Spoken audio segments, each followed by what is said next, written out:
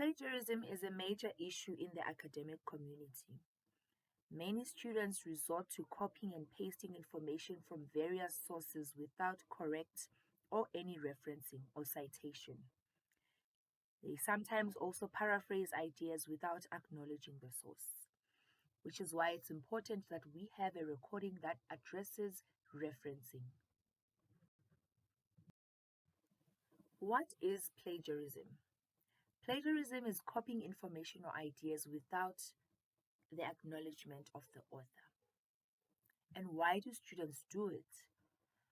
Students do not understand the referencing conventions, which means they don't know how to reference.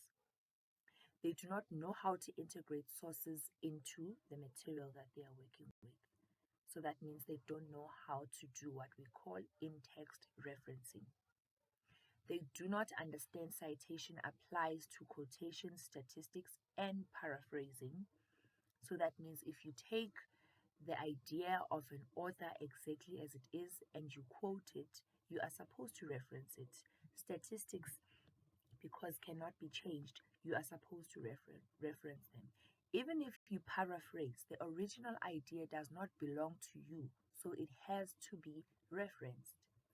Students do not understand how to write source material in their own words, and they do not allow sufficient time for completing assignments, which then means they will resort to just copying and pasting text from the internet into their assignment.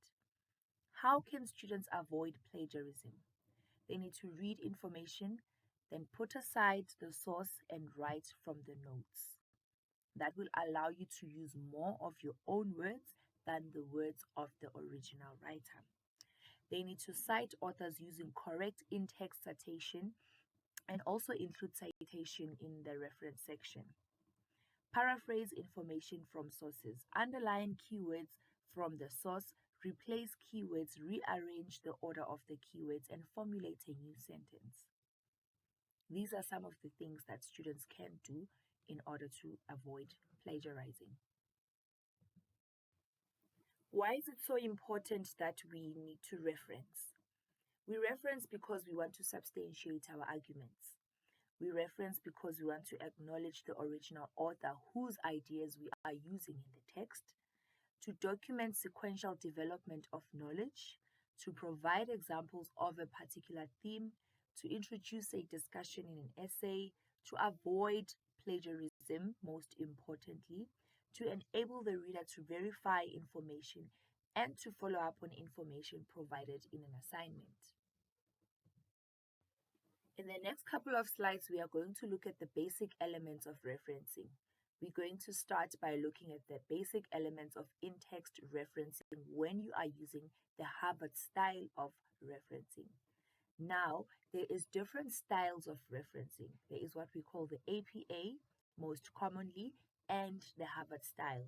Those are the most common styles of referencing.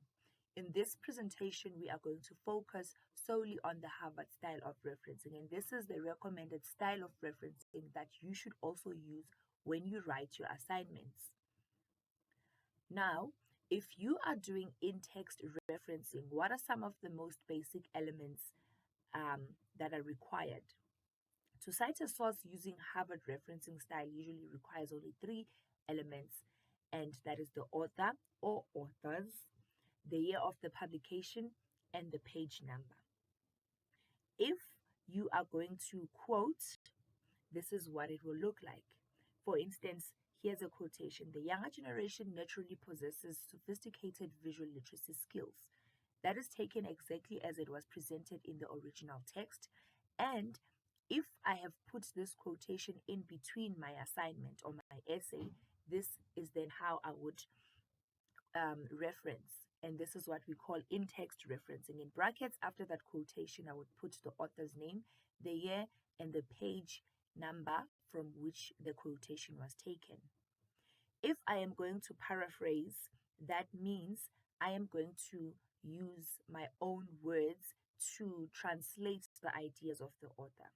If the author's name is already used in the sentence, then you should exclude it from the in-text citation. So if you're going to paraphrase, you can say Baker then in brackets the year and the page number maintains that 21st century students are digital natives. Or you can put it in this manner: according to Baker, then you put the year and the page number in brackets. 21st century students are digital natives. What's important is that you must make sure that your verb form agrees with the subject.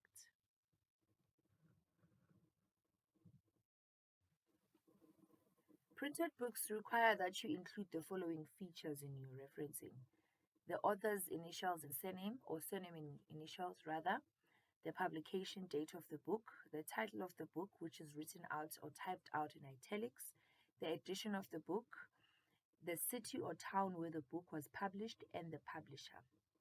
The following two examples show you how to reference a print book if it's written by one author or if it was written by two authors.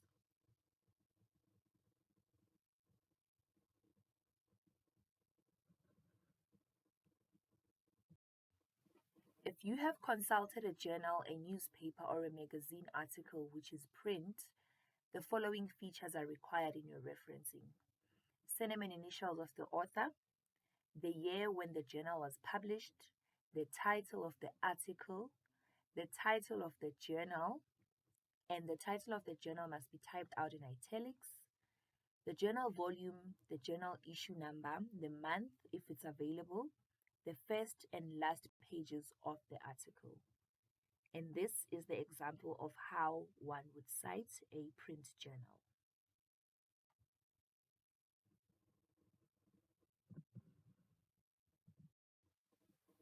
If you have consulted an online journal, an online newspaper, or an online magazine article, then the following features are critical: surname and initials of the author, the year when the journal was published, the title of the article, the title of the journal, which is in italics, and the word online in square brackets, the URL address, the date on which the article was accessed in square brackets. And this is an example of how you will cite an online journal, newspaper, or magazine in your reference list.